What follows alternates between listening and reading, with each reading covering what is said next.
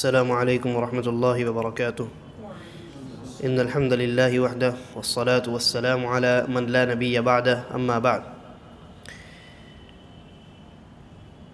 عام مسلمانوں کے لیے ضروری اسباق کے عنوان سے جو کتاب علامہ عبدالعزیز بن باز رحمہ اللہ کی تصنیف کردہ ہے، اس کے درس کا الحمدللہ سلسلہ ہم نے شروع کیا ہے، اور الدرس الاول سے ہم فارغ ہو چکے ہیں۔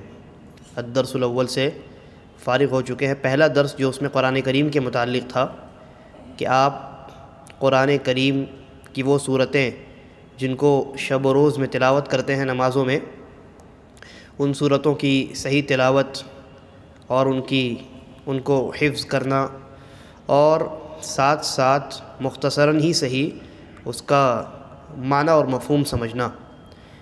تو الحمدللہ اس پہلے درس کو ہم نے تقریباً 12-13 مجلسوں میں مکمل کیا۔ اس کے بعد اب ہم دوسرے سبق کی جانب بڑھتے ہیں۔ یہ دوسرا سبق جو ہے ارکان اسلام کے بارے میں ہے۔ ارکان اسلام کے بارے میں یہ دوسرا سبق ہے، یعنی اسلام کے کھمبے، اسلام کے پلرز۔ پھر اس کے بعد تیسرے سبق میں ایمان کے ارکان پر بات آئے گی۔ چوتھے سبق میں توحید اور شرک کی قسموں پر بات آئے گی، اور پھر اس کے بعد احسان پر بات آئے گی کہ احسان کیا ہے۔ اس کے بعد جو ہے پھر عبادات،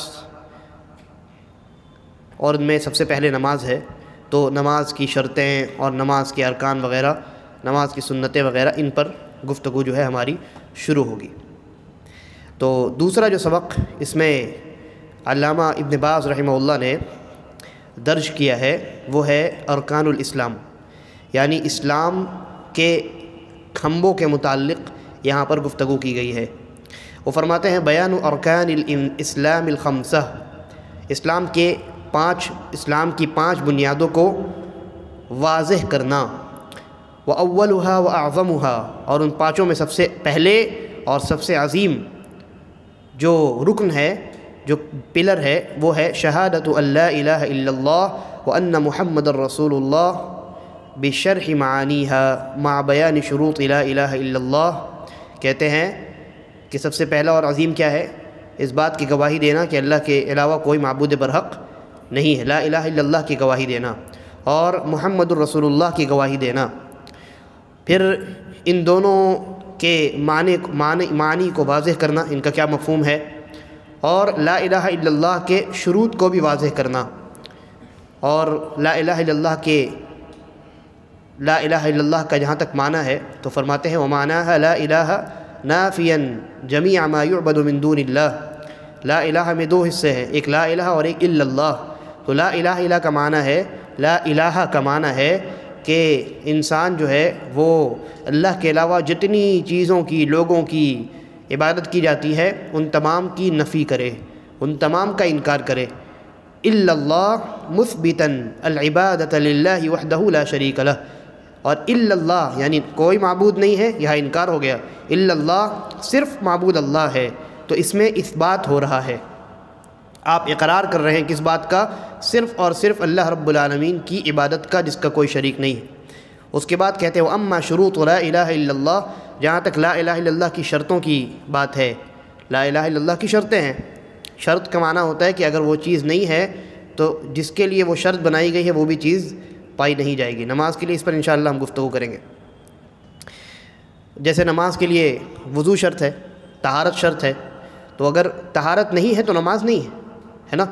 تو لا الہ الا اللہ کی شرطیں، یعنی جو شرطیں ہیں تقریباً 7 ہیں، بعض علماء نے 8 بھی لکھا ہے، تو اگر وہ شرطیں نہیں ہیں تو لا الہ الا اللہ بیکار ہے، اس کے کہنے کا اور لا الہ الا اللہ کے اقرار کا کوئی فائدہ نہیں ہوتا ہے۔ وہ کہتے ہیں لا الہ الا اللہ کی جو شرطیں ہیں وہ کیا کیا ہے؟ کہتے ہیں فَهِيَ الْعِلْمُ الْمُنَافِي لِلْجَهْلِ۔ سب سے پہلی شرط تو یہ ہے کہ آپ لا الہ الا اللہ کے بارے میں علم حاصل کریں، اور ایسا علم جو جہل کے منافی ہے، جہالت کے منافی ہے، جہالت کے اپوزٹ ہے، یعنی کامل اور پختہ علم لا الہ الا اللہ کے بارے میں۔ والیقین المنافی للشک، اور لا الہ الا اللہ کے متعلق آپ کے دل میں یقین ہونا چاہیے اور یقین کیا ہے؟ شک کا اپوزٹ ہے، شک نہیں ہونا چاہیے۔ والاخلاص المنافی للشرک، لا الہ الا اللہ کے متعلق اس کا جو معنی آپ نے سمجھا ہے اور اس کو جو آپ نے اختیار کیا ہے اس میں اخلاص ہونا چاہیے۔ لا الہ الا اللہ کے اقرار کرنے والے کی زندگی میں تمام عبادات کے متعلق اخلاص ہونا چاہیے، شرک نہیں ہونا چاہیے۔ والصدق المنافی للکذب، اور سچائی ہونی چاہیے، جھوٹے دل سے آپ نے اس کا اقرار نہ کیا ہو۔ والمحبہ المنافیہ للبغض، اور محبت ہونی چاہیے۔ لا الہ الا اللہ میں آپ اللہ کی معبودیت کا اقرار کرتے ہیں تو اللہ سے محبت ہونی چاہیے، اور جن چیزوں سے محبت کا حکم دیا گیا ہے ان چیزوں سے محبت ہونی چاہیے۔ محبت کیا ہے؟ یہ نفرت کی ضد ہے، نفرت کا اپوزٹ ہے۔ والانقیاد المنافی للترک، اور اطاعت گزاری ہونی چاہیے۔ لا الہ الا اللہ میں آپ اللہ کی عبادت کا اقرار کر رہے ہیں کہ ہاں بھائی اللہ ہی معبود ہے، تو عبادت کیجئے، اللہ کی اطاعت کیجئے، جن چیزوں کا حکم دیا گیا ہے اور جن چیزوں سے منع کیا گیا ہے ان تمام چیزوں میں اللہ کی اطاعت کیجئے۔ اور یہ اطاعت کیا ہے؟ چھوڑ دینے کا اپوزٹ ہے۔ کہتے ہیں والقبول المنافی للرد، اور لا الہ الا اللہ کو قبول کیجئے، لا الہ الا اللہ کو ٹھکرا مت ڈالیے۔ یہ 7 ہو گئے، اور 8واں بھی شیخ ابن باز نے ذکر کیا ہے، لیکن دوسرے علماء نے 7 ہی پر اکتفا کیا ہے، اس لیے کہ جو 8واں ہے وہ یہ ان 7 میں شامل ہے۔ دیکھیے 8واں کیا ہے؟ والکفر بما یعبد من دون اللہ، کہ اللہ کے علاوہ جن کی عبادت کی جاتی ہے ان کا انکار کیا جائے، ان کا انکار کیا جائے۔ تو یہ دراصل جو 7 چیزیں بیان کی گئی ہیں ان میں شامل ہے آلریڈی۔ اخلاص ہی میں آج یہ تمام چیزیں آ گئی ہے کہ نہیں؟ اخلاص میں آپ اللہ کے لیے عبادت کرتے ہیں اور تمام باطل معبودوں سے آپ اپنا رشتہ توڑ لیتے ہیں، تو یہی تو کفر ہے، یہی تو انکار ہے، غیر اللہ کی عبادت کا انکار۔ اس کے بعد شیخ نے ایک عربی کا ایک وہ شعر نقل کیا ہے جس میں یہ تمام جو 8 شرطیں ہیں ان کو جمع کر دیا گیا ہے، ہم ان کو چھوڑ کر کے آگے بڑھتے ہیں۔ اس کے بعد فرماتے ہیں یہ تو ہو گئی بات لا الہ الا اللہ کے بارے میں۔ دین اسلام کی 5 بنیادوں میں جو پہلی بنیاد ہے وہ 2 شہادتوں پر مبنی ہے، ایک لا الہ الا اللہ کی گواہی اور ایک محمد الرسول اللہ کی گواہی۔ اب شیخ کہتے ہیں مع بیان شہادتی ان محمد الرسول اللہ، اور محمد الرسول اللہ اس بات کی جو شہادت انسان دے، گواہی دے، اس کو بھی واضح کیا جائے کہ اس کی گواہی کا کیا مطلب ہے۔ ومقتضاها، اور محمد الرسول اللہ صلی اللہ علیہ وسلم کی رسالت کو ماننے اور اس کی گواہی دینے کا تقاضا یہ ہے، فرماتے ہیں تصدیقہ فیما اخبر، کہ آپ نے جن چیزوں کی خبر دی ہے انسان ان کو سچا مانے۔ وطاعتہ فیما امر، وطاعتہ فیما امر، آپ نے جن چیزوں کا حکم دیا ہے ان میں آپ کی اطاعت کی جائے۔ واجتناب ما نہى عنہ وزجر، اور جن چیزوں سے آپ نے منع کیا ہے اور ڈانٹا ہے، روکا ہے، ان سے اجتناب کیا جائے۔ وَأَلَّا يُعْبَدُ اللَّهُ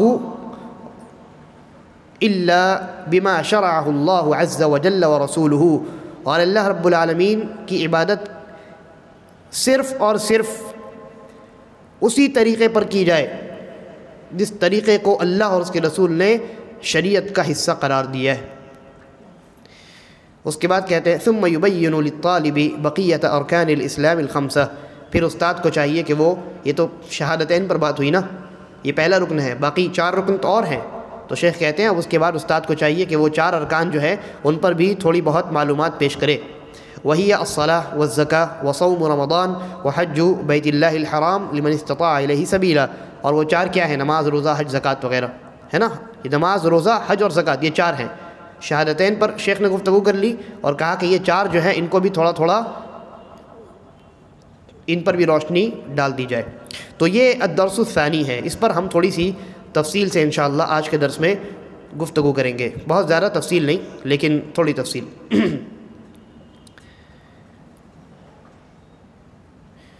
تو شیخ نے جو اس دوسرے سبق کی شروعات کی ہے، کہا کہ الدرس الثانی ارکان الاسلام، اسلام کی 5 بنیادیں، اور اس کے بعد فرمایا کہ ان تمام 5 بنیادوں میں، اچھا 5 بنیادوں کی دلیل کیا ہے؟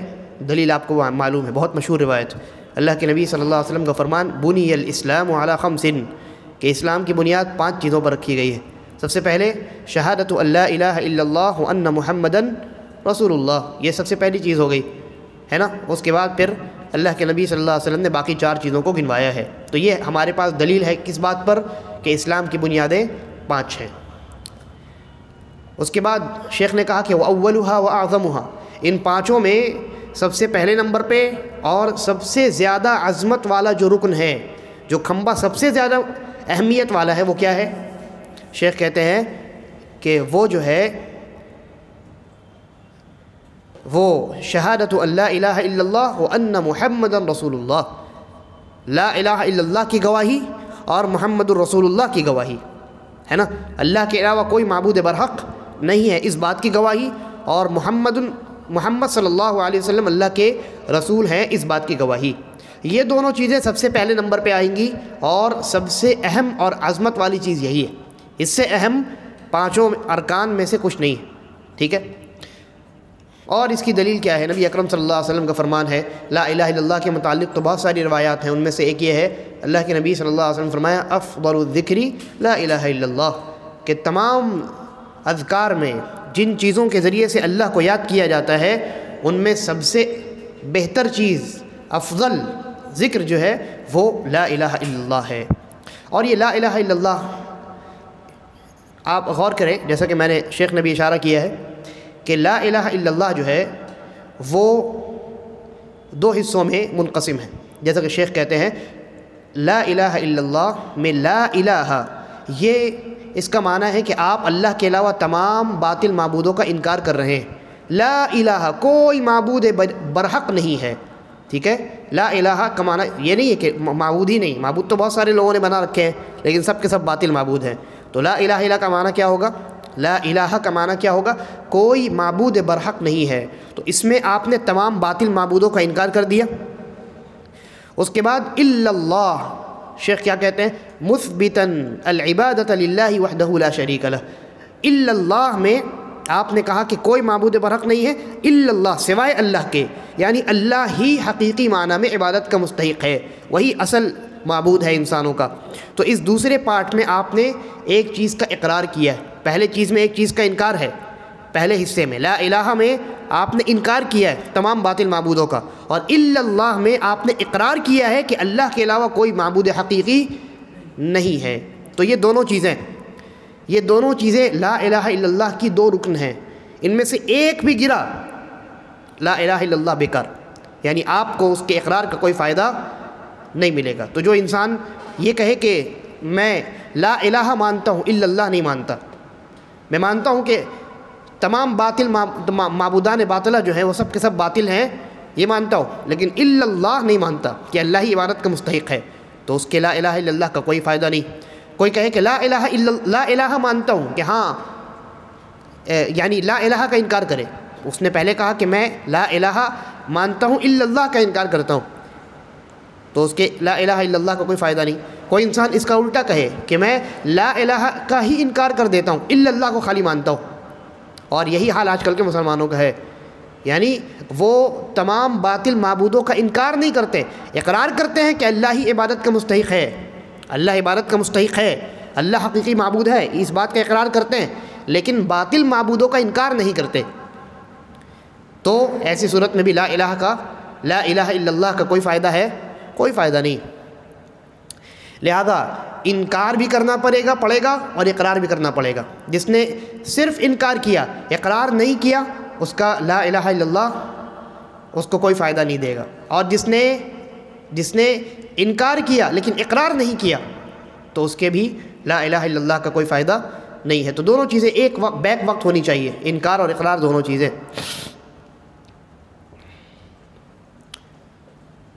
اور یہ جو مشرکین ہیں مکہ کے دور کے، تو یہ لا الہ الا اللہ کا معنی اچھی طریقے سے سمجھتے تھے، یہ لا الہ الا اللہ کے بارے میں معرفت رکھتے تھے اور جانتے تھے کہ لا الہ الا اللہ کا کیا معنی ہے۔ اس لیے آپ دیکھیں گے قرآن مجید کے اندر انہوں نے منافقوں کی طرح لا الہ الا اللہ کا اقرار نہیں کیا، بلکہ انہوں نے کیا کیا؟ سیدھا انکار کر دیا کہ ہم اس کلمے کو ماننے کے لیے تیار ہی نہیں ہیں۔ جیسا کہ قرآن مجید میں اللہ تبارک و تعالی نے ارشاد فرمایا کہ انہم کانوا اذا قیل لهم لا الہ الا اللہ یستکبرون، کہ جب ان سے کہا جاتا تھا کہ لا الہ الا اللہ کا اقرار کر لو، جیسا کہ رسول اللہ صلی اللہ علیہ وسلم نے کہا تھا پہاڑی پہ چڑھ کر کے، قولوا لا الہ الا اللہ تفلحوا، لا الہ الا اللہ کہہ لو، یعنی اقرار کر لو اور اس کے تقاضوں کو پورا کرو، اس کی شرطوں کو مکمل کرو تو کامیاب ہو جاؤ گے۔ تو انہوں نے کیا کیا؟ انکار کیا، سیدھا سیدھی انکار کیا، کیونکہ وہ لا الہ الا اللہ کے معنی سے اور ان کے تقاضوں سے واقف تھے کہ اگر ہم نے اقرار کر لیا تو تمام باطل معبودوں کو چھوڑنا پڑے گا اور عبادات کی تمام قسموں کو صرف اور صرف ایک اللہ کے لیے انجام دینا پڑے گا، ہے نا۔ تو یہ لا الہ الا اللہ جو ہے اس کا معنی سمجھنا بہت ضروری ہے۔ یہ جو میں نے معنی آپ کے سامنے ذکر کیا ہے، لا الہ الا اللہ کا ایک ہے، اس میں پہلے حصے میں انکار ہے اور دوسرے حصے میں کیا ہے؟ اقرار ہے نا۔ انکار تمام باطل معبودوں کا، اقرار اس بات کا کہ اللہ کے علاوہ کوئی معبود برحق نہیں ہے، یہ معنی سمجھنا پڑے گا۔ تو مشرکوں نے اس معنی کو سمجھا اور انکار کر دیا، اور آج کے زمانے کا جو مسلمان ہے اس کا حال یہ ہے کہ وہ اقرار تو کر لیتا ہے لا الہ الا اللہ کا، لیکن معنی نہیں سمجھتا۔ تو کون بہتر ہوا اس اعتبار سے؟ معنی سمجھنے اور نہ سمجھنے کے اعتبار سے وہ لوگ زیادہ عقل مند ہوئے، ہے کہ نہیں؟ آج کے زمانے کا جو مسلمان ہے وہ زبان سے لا الہ الا اللہ کا اقرار کر لیتا ہے، لیکن اس کا تقاضا یہ تھا، اس نے خود اقرار کیا نا کہ اللہ کے علاوہ کوئی معبود برحق نہیں ہے، یعنی عبادت کا مستحق نہیں ہے۔ زبان سے تو کہتا ہے لیکن عبادت کی بہت ساری قسموں کو غیر اللہ کے لیے انجام دیتا ہے۔ بابا کے پاس جا کر کے نظر مان رہا ہے، کوئی فلاں کے پاس جا کر کے اس کے پاس ذبح کر رہا ہے، کوئی قبر کا طواف کر رہا ہے نا، کوئی مزار پہ جا کر کے دعا مانگ رہا ہے، کوئی یا غوث المدد کہہ رہا ہے، کوئی یا علی المدد کہہ رہا ہے۔ تو یہ تمام چیزیں عبادات ہیں۔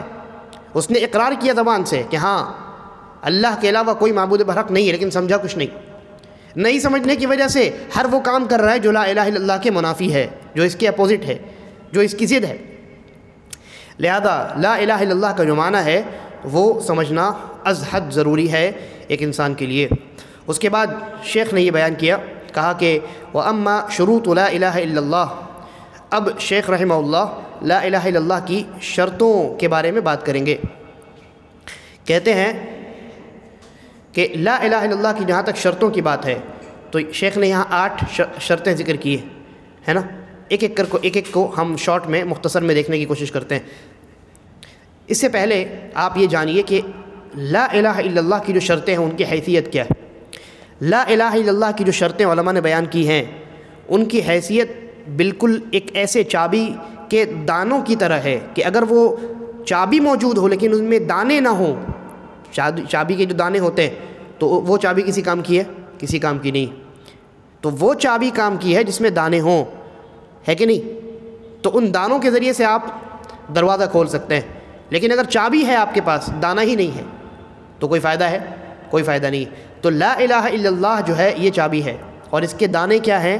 اس کی شرطیں جیسا کہ امام وہب ابن منبہ رحمہ اللہ سے کہا گیا، الیس لا الہ الا اللہ مفتاح الجنہ، کیا لا الہ الا اللہ یہ جنت کی چابی نہیں ہے؟ تو انہوں نے کہا بلا، بالکل ہے، جنت کی چابی ہے لا الہ الا اللہ، ولیکن لیس مفتاح الا لہ اسنان، لیکن بھائی صاحب ہر چابی کے دانے ہوتے ہیں، ہر چابی کے دانے ہوتے ہیں، چابی میں جو نکلا ہوا جو حصہ ہوتا ہے جس کے ذریعے سے اصل میں چابی کھلتی ہے۔ تو کہا ولیکن لیس لہ مفتاح الا لہ اسنان، ہر چابی کے دانت ہوتے ہیں، چابی کے دانت کہہ لیجئے آپ، ہر چابی کے دانت ہوتے ہیں۔ فَإِن جِئْتَ بِمِفْتَاحٍ لَهُ أَسْنَانٌ فُتِحَ لَكَ، تو اگر آپ ایسی چابی لے کر کے آئیے گا جنت کے سامنے کہ جس میں دانت موجود ہیں تو آپ کے لیے جنت کا دروازہ کھول دیا جائے گا۔ وَإِلَّا لَمْ يُفْتَحْ لَكَ، لیکن آپ نے اگر کورا چابی لے کر کے پہنچ گئے، یعنی ایسی چابی لے کر کے پہنچ گئے جس میں دانت ہی نہیں ہے، ایک دم پلین سپاٹ ہے، تو پھر آپ کے لیے جنت کا دروازہ نہیں کھولا جائے گا۔ تو یہ اہمیت ہے لا الہ الا اللہ کی شرطوں کی۔ اور منافقین کیوں ہیں؟ اس لیے کہ انہوں نے زبان سے صرف اقرار کیا ہے لا الہ الا اللہ کا، اس کی شرطوں کو مکمل نہیں کیا، لہذا امام حسن البصری رحمہ اللہ فرماتے ہیں کہ من قال لا الہ الا اللہ، جس نے لا الہ الا اللہ کہا اور صرف اسی پر رکا نہیں، فأدى حقها وفرضها دخل الجنہ، اور لا الہ الا اللہ کے حق کو ادا کیا، اس کے تقاضوں کو پورا کیا، تو وہ انسان جنت میں داخل ہوگا۔ اس لیے ان شرطوں کو جاننا بہت ضروری۔ آئیے مختصر میں ان شرطوں پر ہم گفتگو کرتے ہیں۔ شیخ فرماتے ہیں وَأَمَّا شُرُوطُ لَا إِلَهَ إِلَّا اللَّهُ فَهِيَ الْعِلْمُ الْمُنَافِي لِلْجَهْلِ۔ سب سے پہلی جو شرط ہے وہ لا الہ الا اللہ کے علم کو جاننا ہے، جیسا کہ میں نے آپ کو بتایا لا الہ الا اللہ کے بارے میں جاننا ہے کہ اس کے دو ارکان ہیں اور دونوں کا ایک میں انکار ہے ایک میں اقرار ہے، اور دونوں آپ کو ایک ساتھ کرنا ہے۔ تو یہ لا الہ الا اللہ کے بارے میں علم ہونا چاہیے، اور یہ ایسا پختہ علم ہونا چاہیے جو آپ کو جہالت سے نکال دے، جو آپ کے دلوں کو توحید سے منور کر دے، ہے نا۔ پختہ علم ہونا چاہیے لا الہ الا اللہ کے بارے میں، اور یہ ہر مسلمان کے لیے ضروری ہے کہ وہ جانے لا الہ الا اللہ کا معنی جانے، تبھی نہ اگر وہ نہیں جانے گا تو پھر عبادات جس کے لیے چاہے گا انجام دے گا۔ اس لیے بہت ضروری ہے کہ انسان لا الہ الا اللہ کے دونوں پلرز کو جانے، ایک انکار ہے اور ایک اثبات ہے، اقرار ہے، کہ آپ باطل معبودوں کا انکار کریں اور اس بات کا انکار کریں کہ عبادت کسی اور کے لیے بھی انجام دی جا سکتی ہے، ہرگز نہیں۔ اور دوسرے حصے میں کیا ہے؟ اقرار ہے، اس بات کا اقرار کریں، آپ اس بات کریں کہ عبادت کا مستحق اگر کوئی ہے تو وہ اللہ تبارک و تعالیٰ کی ذات ہے، اس لیے تمام عبادات کو صرف اللہ کے لیے انجام دیا جائے۔ تو یہ پہلی چیز جو ہے علم۔ قرآن مجید میں بھی اللہ تبارک و تعالیٰ نے لا الہ الا اللہ کے بارے میں کہا فَاعْلَمْ أَنَّهُ لَا إِلَهَ إِلَّا اللَّهُ۔ نبی صلی اللہ علیہ وسلم آپ جان لیجئے کہ لا الہ الا اللہ، اللہ کے علاوہ کوئی معبود برحق نہیں ہے۔ تو لا الہ الا اللہ کے بارے میں جاننا ضروری ہے۔ اور حدیث میں نبی اکرم صلی اللہ علیہ وسلم نے فرمایا مَن مَاتَ وَهُوَ يَعْلَمُ أَنَّهُ لَا إِلَهَ إِلَّا اللَّهُ دَخَلَ الْجَنَّةِ، کہ جو اس حال میں مرا کہ وہ لا الہ الا اللہ کو جانتا تھا، جاننے کا لفظ اللہ کے نبی نے استعمال کیا، لا الہ الا اللہ کے بارے میں اس نے علم حاصل کیا تھا، پختہ علم، تب وہ جنت کے اندر داخل ہوگا۔ تو اللہ کے نبی نے علم کی شرط لگائی ہے۔ اس لیے صرف آپ دیکھیے معاشرے میں کتنے لوگ ہیں، ہاں چھوٹے بچے کو بھی آپ لا الہ الا اللہ پڑھتے ہوئے پائیں گے، لیکن کیا اس کا معنی مفہوم سمجھتا ہے؟ وہ علم ہے اس کے بارے میں نہیں۔ اور وہی حال آج کل کے نوجوان اور بوڑھوں تک کا ہے کہ لا الہ الا اللہ یاد تو ہے کہ پہلا کلمہ طیب لا الہ الا اللہ، لیکن اس کلمہ طیبہ کا معنی کیا ہے کوئی نہیں جانتا ہے۔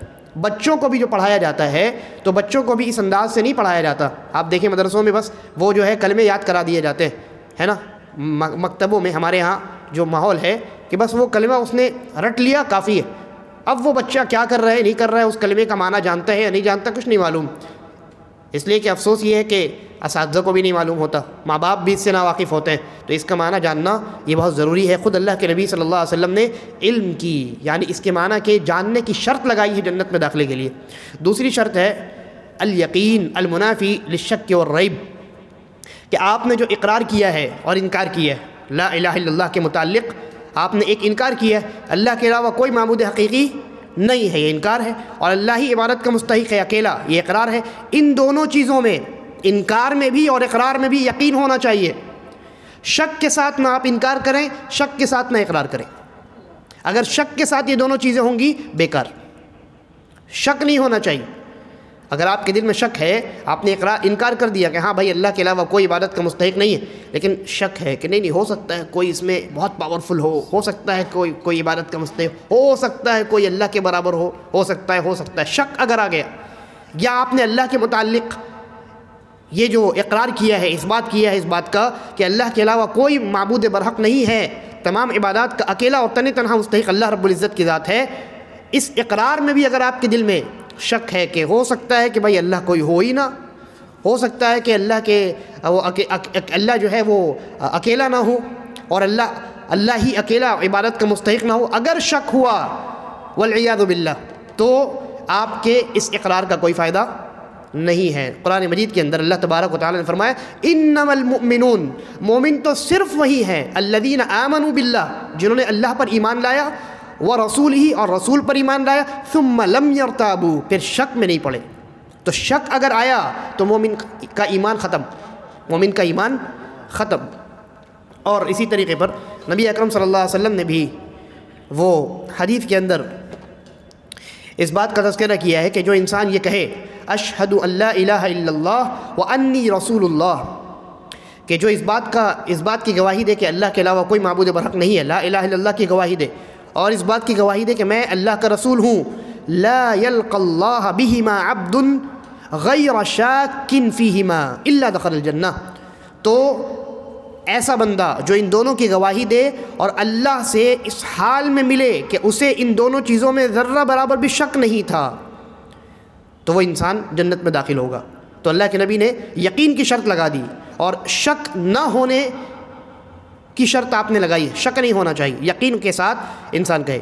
اسی طریقے پر اور بھی روایات ہیں جن میں اللہ کے نبی صلی اللہ علیہ وسلم فرمایا من لقیت من ورائها هذا الحائط، کہ تم اس دیوار کے بعد جس سے بھی ملاقات کرو، یشہد ان لا الہ الا اللہ، جو اس بات کی گواہی دے کہ اللہ کے علاوہ کوئی معبود برحق نہیں ہے، یعنی لا الہ الا اللہ کی گواہی دے، مستیقنا بها قلبہ، اپنے دل سے یقین کے ساتھ، تو یقین ہونا چاہیے، فبشرہ بالجنہ، تو اسے جنت کی خوشخبری دے دو، جنت کی خوشخبری دے دو۔ تو یہ یقین جو ہے یہ لا الہ الا اللہ کی شرطیں ہیں، ٹھیک ہے۔ آگے بڑھتے ہیں۔ تیسری شرط شیخ کہتے ہیں الاخلاص المنافی للشرک والریا، کہ لا الہ الا اللہ کے اقرار کے بعد اب زندگی میں شرک اور ریا، دکھاوے کی گنجائش نہیں ہونی چاہیے، صرف اور صرف اخلاص ہونا چاہیے، کیونکہ آپ نے اقرار کس بات کا کیا ہے کہ اللہ کے علاوہ کوئی عبادت کا مستحق نہیں ہے، اور تمام باطل معبود جو ہیں ان سے آپ نے اپنا تعلق توڑ لیا ہے، ان کا انکار آپ نے کیا ہے۔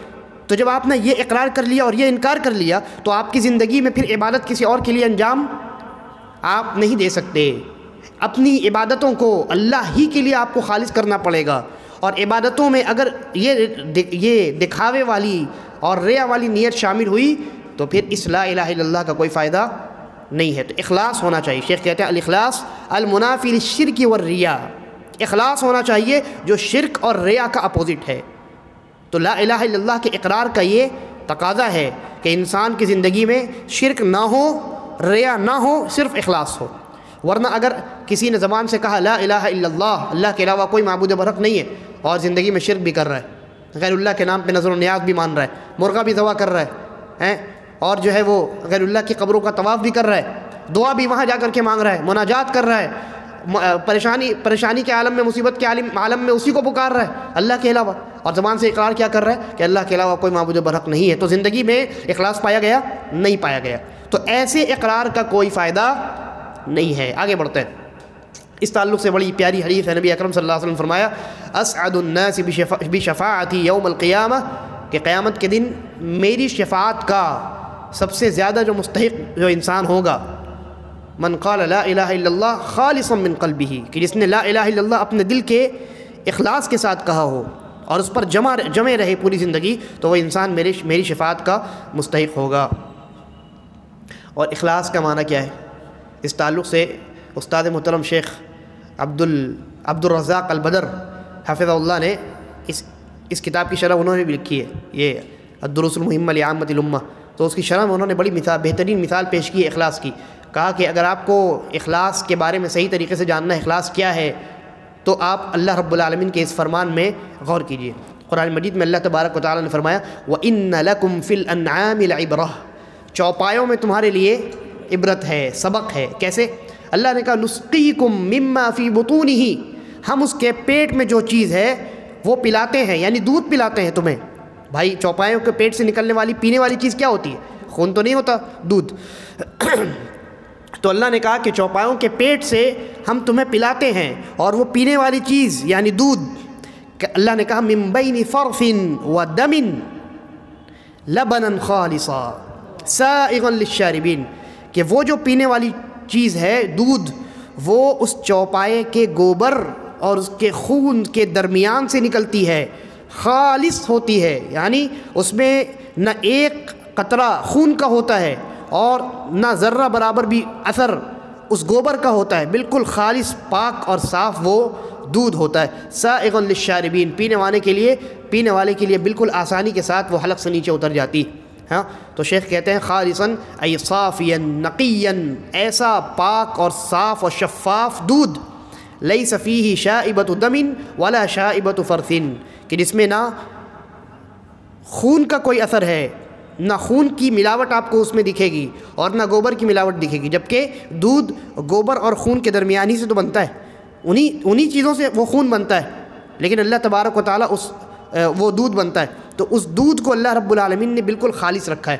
خالص کا معنی ہوتا ہے پیور، کیسا پیور دودھ نکل کر کے آتا ہے جس میں نہ خون کی ملاوٹ ہوتی ہے نہ گوبر کی ملاوٹ ہوتی ہے نا۔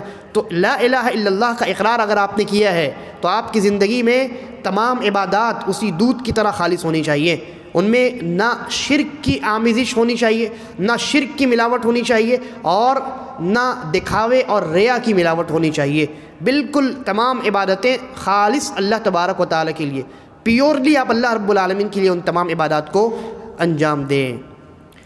تو یہ بڑی بہترین بات اور بڑا دقیق استدلال جو ہے شیخ حفظہ اللہ نے کیا ہے، اور اس سلسلے میں وہ آپ روایت جانتے ہیں، نبی اکرم صلی اللہ علیہ وسلم نے فرمایا، اللہ تبارک و تعالیٰ فرماتا ہے انا اغنى الشرکاء یعنی شرک، کہ میں جتنے پارٹنرز ہوتے ہیں، شریک جتنے ہوتے ہیں، ان میں بڑا بے نیاز قسم کا شریک ہوں۔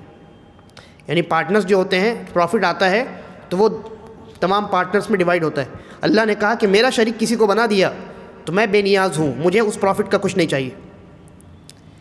کہا من عمل عملا اشرک فیہ معی غیری، جس نے کوئی ایسا عمل کیا کہ جس میں میرے ساتھ کسی کو میرا پارٹنر بنا دیا، شریک بنا دیا، کہا ترکتہ وشرکہ، میں اس کو اور اس کے پارٹنر کو، اس کے شرک کو، اس کے اس عمل کو، ساری چیزوں کو چھوڑ دیتا ہوں۔ میرے لیے اگر کوئی عمل کرنا ہے، مجھ سے جزا چاہیے، بدلہ چاہیے، تو خالص ہونا چاہیے۔ پارٹنرشپ میرے معاملے میں، عبادات کے معاملے میں اللہ تبارک و تعالیٰ کہتا ہے قبول میں نہیں کرتا۔ آگے بڑھتے ہیں۔ چوتھی جو شرط ہے، شیخ کہتے ہیں الصدق المنافی للکذب، کہ آپ لا الہ الا اللہ کو سچے دل سے آپ اس کو اختیار کریں، اس کا اقرار کریں، جھوٹ نہیں ہونا چاہیے، ایسی سچائی جو جھوٹ کے اپوزٹ ہے نا۔ اور اس پر نبی اکرم صلی اللہ علیہ وسلم کا فرمان موجود ہے، آپ نے فرمایا ما من احد یشہد ان لا الہ الا اللہ وان محمد رسول اللہ صدقا من قلبہ، کہ جو کوئی انسان لا الہ الا اللہ اور محمد رسول اللہ کی گواہی اپنے سچے دل کے ساتھ دے، الا حرمہ اللہ علی النار، تو اللہ رب العالمین اس آدمی کو آگ پر حرام کر دیتا ہے۔ شرط کیا بتلائی؟ کہ سچے دل سے آپ یہ گواہی دیں۔ منافقوں کی طرح اگر آپ نے جھوٹے دل سے گواہی دی ہے تو بہت ممکن ہے کہ دنیا میں آپ کو تھوڑا بہت فائدہ مل جائے، جیسے منافقین کو ملا کہ وہ مشرکین کے صف میں نہیں کھڑے کیے گئے، دنیا میں ان کے ساتھ اللہ کے نبی نے جہاد نہیں کیا، اور مسلمانوں کے درمیان امن و امان کا فائدہ انہوں نے حاصل کیا، امن کے ساتھ رہتے تھے، ہے نا، نہ مشرک ان کو ٹچ کرتے تھے، نہ مسلمان ان کو کچھ کہتے تھے۔ لیکن آخرت میں اللہ تبارک و تعالیٰ نے ان کے لیے جہنم کا سب سے نچلا حصہ تیار کر کے رکھا ہے۔ لا الہ الا اللہ بیکار ہے، ان کا اقرار لا الہ الا اللہ کے متعلق بیکار ہے، کسی فائدے کا نہیں ہے، آگ سے ان کا یہ اقرار بچا نہیں سکے گا ان کو قیامت کے دن۔ یہ اسی لیے اللہ تبارک و تعالیٰ نے کیا فرمایا؟ کہا اذا جاءک المنافقون، کہ منافقین جب آپ کے پاس آتے ہیں، قالوا نشہد انک لرسول اللہ، وہ کہتے ہیں ہم گواہی دیتے ہیں کہ بھائی آپ اللہ کے رسول ہیں۔ اللہ کہتا ہے واللہ یعلم انک لرسول، اللہ جانتا ہے کہ آپ اللہ کے رسول ہیں، واللہ یشہد، اور اللہ اس بات کی بھی گواہی دیتا ہے ان المنافقین لکاذبون، کہ یہ جو منافق ہیں جو زبان سے آپ کی رسالت کا اقرار کر رہے ہیں، در حقیقت یہ جھوٹے ہیں، دل جھوٹا ہے ان کا، نیت جھوٹی ہے ان کی، سچے دل سے انہوں نے اس بات کا اقرار نہیں کیا ہے، اس لیے وہ منافق ہے۔ تو جو انسان سچے دل سے اقرار نہ کرے وہ منافق ہوتا ہے۔ یہ چوتھی شرط تھی، سچے دل کے ساتھ آپ اس بات کا اقرار کریں۔ پانچویں شرط ہے، شیخ کہتے ہیں المحبہ المنافیہ للبغض والکرہ، کہ آپ لا الہ الا اللہ کہنے کے بعد لا الہ الا اللہ میں آپ نے کس کی عبادت کا تنہا اقرار کیا ہے، یعنی کس کی معبودیت کا، کہ کون ہے صرف اکیلا تنہا معبود؟ اللہ رب العالمین۔ لہذا یہ واجب ہے کہ انسان محبت بھی عبادت والی محبت، کہ جس کے اندر عاجزی اور انکساری اور تعظیم ہوتی ہے، یہ محبت جس کے اندر، یہ غور کیجئے یہ نقطہ بڑا اہم ہے، عام محبت نہیں، کیونکہ ایک بچے کو اپنے باپ سے، باپ کو بچے سے محبت ہوتی ہے، وہ محبت نہیں، ایسی محبت جو عبادت والی محبت ہوتی ہے، اور عبادت والی محبت کے اندر عاجزی اور انکساری ہوتی ہے۔ سب سے پہلی چیز التذلل، تو عاجزی اور انکساری کے ساتھ کہ میں کچھ نہیں ہوں، جو کچھ ہے اللہ رب العالمین کی ذات ہے، عاجزی اور انکساری کے ساتھ اور تعظیم کے ساتھ، ان دونوں کے ساتھ جو محبت ہوتی ہے وہ عبادت والی محبت ہوتی ہے۔ تو ایسی محبت آپ کو اپنے معبود سے رکھنی ہے، کیونکہ آپ نے اس بات کا اقرار کیا ہے کہ وہی آپ کا معبود ہے، اکیلا اور تنہا۔ یہ لا الہ الا اللہ کی شرط ہے۔ اگر آپ صرف اقرار کریں اور عبادت کریں بغیر محبت کے، کوئی فائدہ ہے؟ کوئی فائدہ نہیں۔ تو محبت جو انسان جو عبادت کرتا ہے وہ محبت اور تعظیم کے ساتھ کرتا ہے. کیسی محبت؟ ایسی محبت جس میں عاجزی اور انکساری ہو اور اس کے اندر اللہ رب العالمین کی تعظیم ہو. لہذا جو انسان لا الہ الا اللہ کا اقرار کرے اس پر واجب ہے کہ وہ اللہ رب العالمین سے محبت رکھے اور ساتھ ساتھ اللہ کے رسول صلی اللہ علیہ وسلم سے بھی محبت رکھے. یہ بھی واجب ہے کیونکہ اللہ کے نبی صلی اللہ علیہ وسلم کیا فرمایا؟ کوئی انسان اس وقت تک مومن نہیں ہو سکتا جب تک میں اس کے نزدیک تمام چیزوں سے زیادہ محبوب نہ ہو جاؤں. اور دین اسلام سے اس کے لیے محبت کرنا واجب اور ضروری ہے. مسلمانوں سے جو اللہ کی اطاعت و فرما برداری میں زندگی گزارتے ہیں ان سے محبت کرنا ان کے لیے ضروری ہے. اور ساتھ ساتھ جو لوگ لا الہ الا اللہ کی مخالفت کرتے ہیں، اللہ کے علاوہ کوئی معبود برحق نہیں ہے، اس بات کا اقرار نہیں کرتے، تو وہ لا الہ الا اللہ کے خلاف جاتے ہیں. ایسے لوگوں سے نفرت کرے. یہ لا الہ الا اللہ کے اقرار کا تقاضا ہے، یہ شرط ہے. ایسے لوگوں سے اسے کیا کرنا چاہیے؟ نفرت کرنا چاہیے. جو لوگ شرک کرتے ہیں، کفر کرتے ہیں، تو یہ تمام چیزیں لا الہ الا اللہ کے خلاف ہیں، شرک اور کفر وغیرہ. لہذا ایسے لوگوں سے کیا کرنا چاہیے؟ نفرت رکھنی چاہیے.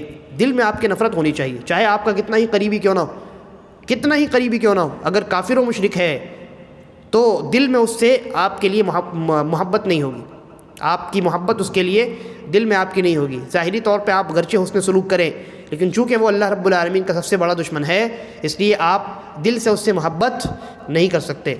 یہ تو مطلب خالص اور کافر اور مشرک قسم کے لوگوں کے بارے میں بات ہوئی. اور جو مسلمانوں میں کفر اور شرک کرتے ہیں یا گناہ انجام دیتے ہیں، تو اسی حساب سے جتنا گناہ ہے اسی حساب سے آپ کے دل میں محبت ہوگی اور اسی حساب سے آپ کے دل میں اس کے لیے نفرت ہوگی. اور ان تمام گناہوں سے انسان کو نفرت کرنی، تمام نیک اعمال سے محبت کرنی اور تمام یعنی گناہوں سے، نافرمانی والے امور سے انسان کو محبت کرنی ہے. قرآن مجید میں اللہ تبارک و تعالیٰ نے فرمایا وَمِنَ النَّاسِ مَن يَتَّخِذُ مِن دُونِ اللَّهِ أَندَادًا، بہت سارے لوگ ایسے ہیں جو اللہ کے ساتھ دوسروں کو شریک بناتے ہیں. يُحِبُّونَهُمْ كَحُبِّ اللَّهِ، اللہ کی طرح ان سے محبت کرتے ہیں.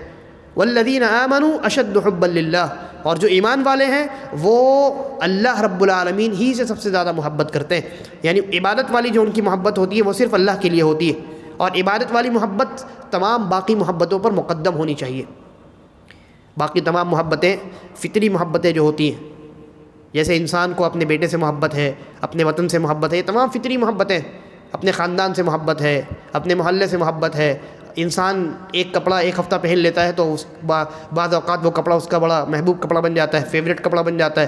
تو یہ تمام محبتیں جو ہیں فطری محبتیں. ان تمام محبتوں سے اوپر ہے عبادت والی محبت جس کا تذکرہ یہاں کیا گیا. تو مشرکین غیر اللہ سے اللہ کی طرح محبت رکھتے تھے، یعنی اللہ سے عاجزی اور انکساری اور تعظیم کے ساتھ محبت رکھنی ہے. یہ جو مشرکین ہیں یہ غیر اللہ سے عاجزی، انکساری اور تعظیم کے ساتھ محبت رکھتے ہیں.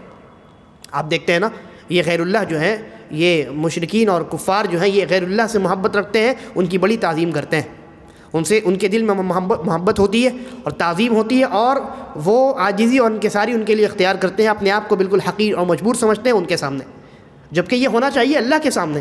ہم اللہ کے سامنے مجبور ہیں، ہم اللہ کے سامنے عاجز ہیں، کسی اور کے سامنے عاجز نہیں ہیں. ہم اللہ کی تعظیم کرنے والے ہیں اور اس سے محبت کرنے والے ہیں. اللہ کے علاوہ کسی اور کے لیے یہ محبت جائز نہیں ہے. تو یہ محبت ہمارے دلوں میں ہونی چاہیے. اور یہ محبت اگر کسی اور کے لیے ہے اللہ کے علاوہ تو یہ شرک ہے. ہاں، جو فطری محبتیں ہیں وہ شرک نہیں ہے اور نہ ہی وہ گناہ ہے.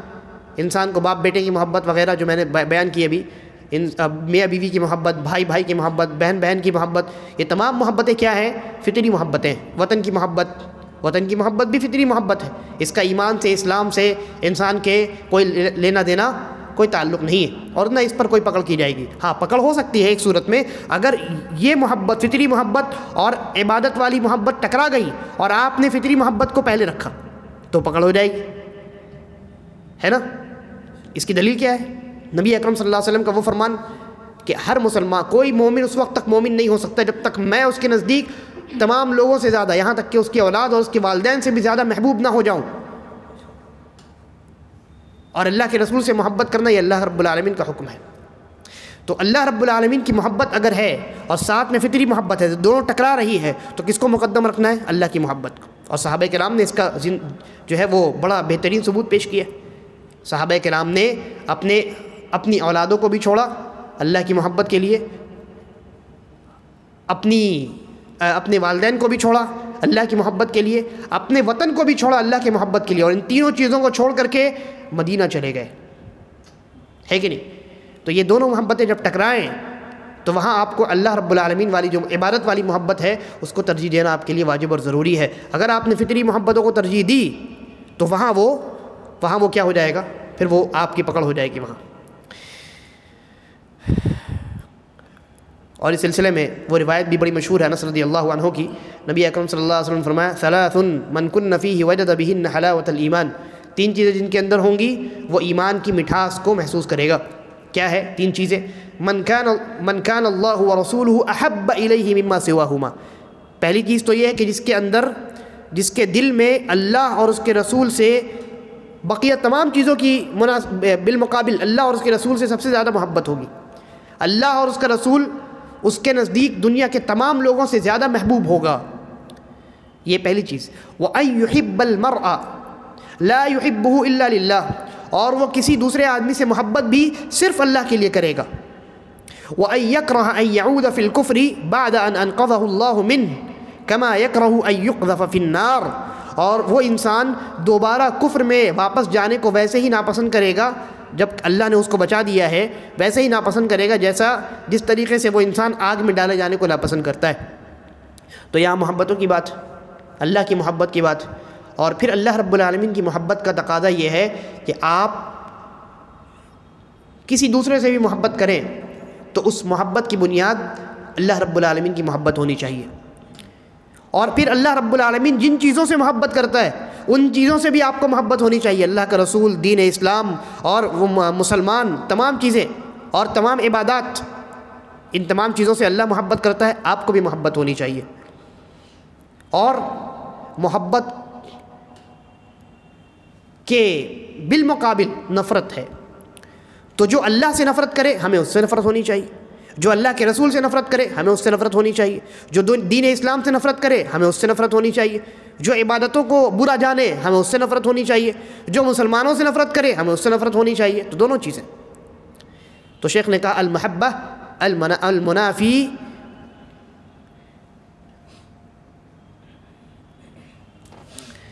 للبغض، ایسی محبت ہونی چاہیے لا الہ الا اللہ کے کہنے کے بعد اللہ سے اور اس کے رسول سے اور تمام چیزوں سے جن کا میں نے تذکرہ کیا، کہ جو یعنی بغض کے اپوزٹ ہے، پکی اور سچی محبت۔ اس کے بعد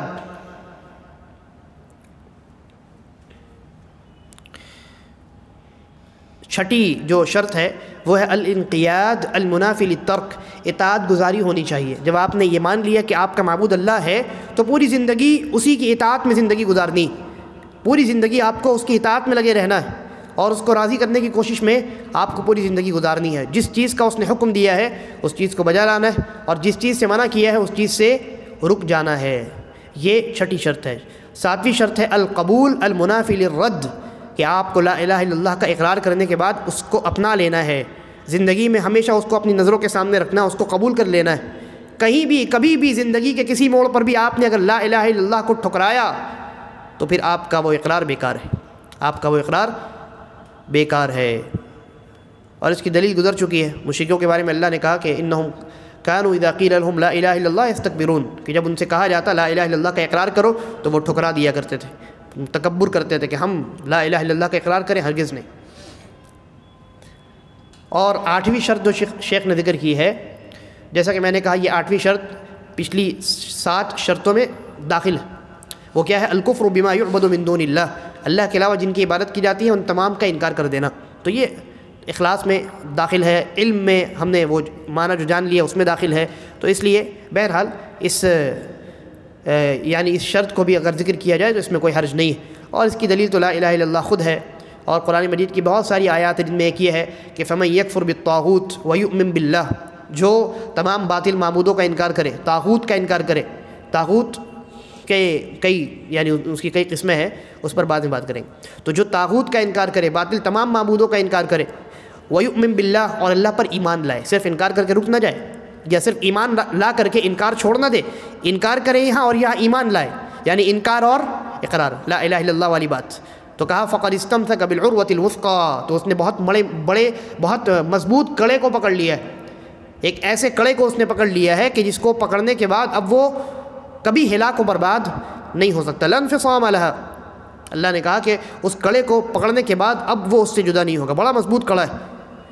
تو یہ 7ویں شرط ہے. اس کے بعد جیسا کہ میں نے کہا کہ شیخ نے یہ 8ویں شرط ہے. 8 شرطوں کو کسی عربی شاعر نے 1-2 شعر میں 3 شعر میں اس کو یعنی جمع کیا ہے، تو اس پر بات کرنے کی ضرورت نہیں ہے. اس کے بعد مختصر میں اس کے بعد شیخ نے کہا کہ یہ تو لا الہ الا اللہ پر بات ہوئی. محمد الرسول اللہ، تو شیخ کہتے ہیں محمد الرسول اللہ جو ہے اس کی گواہی کا معنی بیان کیا جائے. اور آپ جانتے ہیں محمد الرسول اللہ کا معنی کیا ہے؟ محمد صلی اللہ علیہ وسلم اللہ کے رسول ہیں. اور جب آپ نے محمد الرسول اللہ صلی اللہ علیہ وسلم کو اللہ کا رسول مان لیا تو اس کا تقاضا کیا ہے؟ شیخ کہتے ہیں وَمُقْتَضَاهَا تَصْدِيقُهُ فِي مَا أَخْبَرَ. کئی چیزیں. سب سے پہلی چیز کہ اللہ کے رسول کو جب آپ نے رسول مان لیا تو آپ جو بتائیں، وہ جس چیز کی خبر دیں اس کو سچ ماننا ہے، سچ ماننا ہے. اس کے بعد وَطَاعَتُهُ فِي مَا أَمَرَ، جن چیزوں کو کرنے کا حکم دے ان کو بجا لانا ہے اگر آپ نے رسول مانا ہے تو. وَاجْتِنَابُ مَا نَهَى عَنْهُ وَزَجَرَ، کہ جن سے منع کیا ہے اور جن سے روکا ہے آپ نے، ڈانٹ پلائی ہے، ایسا نہ کرنا، ہرگز نہ کرنا، تو ان چیزوں سے اجتناب کرنا ہے اگر آپ نے رسول مانا ہے تو. اور چوتھی چیز بڑی اہم چیز، وَأَن لَا يُعْبَدَ اللَّهُ، اور اللہ کی عبادت صرف اسی طریقے پر کی جائے، إِلَّا بِمَا شَرَعَهُ اللَّهُ وَرَسُولُهُ، کہ جس طریقے کو اللہ اور اس کے رسول نے مقرر کیا ہے. اگر آپ نے اللہ کے رسول کو حقیقت میں اللہ کا رسول مانا ہے، محمد صلی اللہ علیہ وسلم کو حقیقت میں آپ نے اللہ کا رسول پیغمبر مانا ہے، تو یہ اس بات کا تقاضا ہے کہ جتنی عبادتیں آپ انجام دیں ان عبادتوں کا وہی طریقہ آپ اختیار کریں جو طریقہ اللہ اور اس کے رسول نے متعین کیا ہے، مقرر کیا ہے. تو یہ 4 چیزیں ہیں اور ان چاروں چیزوں پر ڈھیروں دلائل موجود ہیں. ڈھیروں دلائل اس کے تعلق سے موجود ہے. نبی اکرم صلی اللہ علیہ وسلم کا فرمان بھی ہے، حدیث بھی ہے اور قرآن کی آیات بھی ہیں. اللہ تبارک و تعالیٰ فرماتا ہے وَمَا آتَاكُمُ الرَّسُولُ فَخُذُوهُ وَمَا نَهَاكُمْ عَنْهُ فَانْتَهُوا، کہ رسول جو تمہیں دے اسے لے لو اور جس چیز سے منع کرے اس سے رک جاؤ. اور فرمایا وَمَا كَانَ لِمُؤْمِنٍ وَلَا مُؤْمِنَةٍ إِذَا قَضَى اللَّهُ وَرَسُولُهُ أَمْرًا أَن يَكُونَ لَهُمُ الْخِيَرَةُ مِنْ أَمْرِهِمْ، کہ اللہ اور اس کا رسول جب کسی مومن کے بارے میں کوئی فیصلہ کر دیں تو کسی مومن مرد و عورت کو اختیار نہیں رہتا کہ اس فیصلے میں دخل اندازی کرے.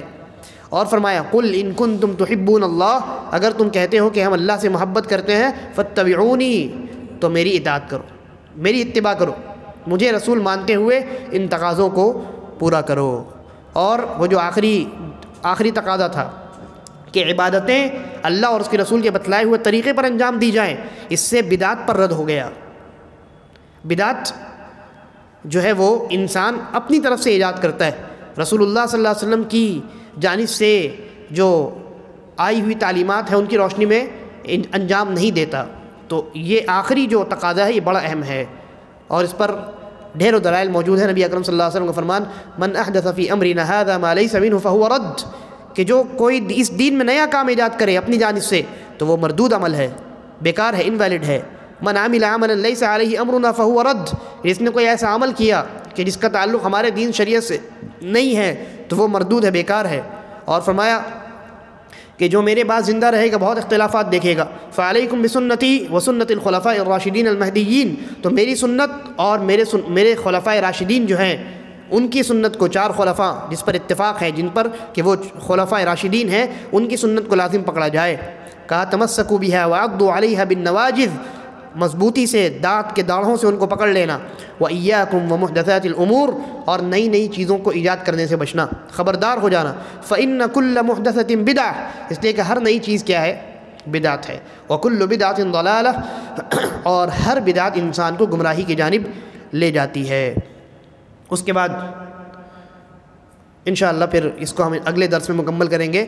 شیخ نے وہ زیادہ کچھ بچا نہیں ہے، اس سے پہلے سبق میں شیخ نے کہا ثم یبین للطالب بقیت ارکان الاسلام الخمسہ، کہ پھر استاد جو ہے وہ طالب علموں کے لیے یعنی جو بھی درس میں حاضر ہوں باقی جو اسلام کے 5 ایک تو ہو گیا، 4 جو ارکان بچے ہیں تو ان پر تھوڑی بہت جو ہے وہ روشنی ڈال دیں. تو انشاءاللہ اگلے درس کی ابتدا میں ہم اس پر تھوڑی سی روشنی ڈالیں گے اور پھر اس کے بعد دوسرے سبق میں منتقل ہو جائیں گے. اور دوسرا سبق کیا ہے؟ ارکان الایمان، ایمان کے رکن، ایمان کے ارکان، ایمان کے کھمبے، ایمان کے پلرز، اور وہ 6 ہیں. انشاءاللہ اس پر ہم آگے اگلے درس میں گفتگو کریں گے۔ اللہ تبارک و تعالی ہم تمام کو نیک سمجھ کی توفیق عطا فرمائے اور ہم تمام کا خاتمہ ایمان اور اسلام پر کرے۔ ھذا واللہ اعلم وصلی اللہ علی نبینا وسلم، والسلام علیکم ورحمۃ اللہ وبرکاتہ۔